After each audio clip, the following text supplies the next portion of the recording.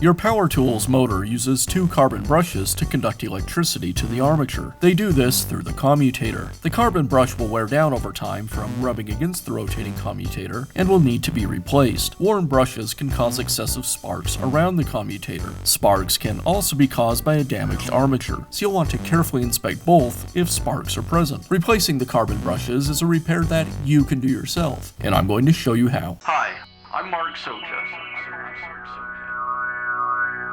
Do-it-yourself repairs like these are easier than you might think. From lawn machines to cordless drills, kitchen mixers, Outdoor grills. our how-to videos walk you through each repair from start to finish. So doing it yourself means never having to do it alone. Let's get started. I'll begin by removing the brush cap from the brush holder. I'll use a screwdriver to remove the brush cap. Once the brush cap is removed, I can remove the brush.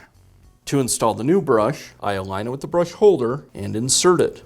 Then I'll compress the spring and align the ears on either side of the tab on the top of the brush with the brush holder.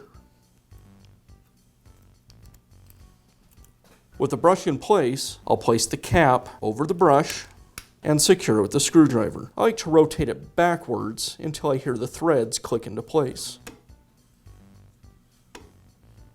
That way I know I won't cross-thread it. And I'll repeat this process on the other side.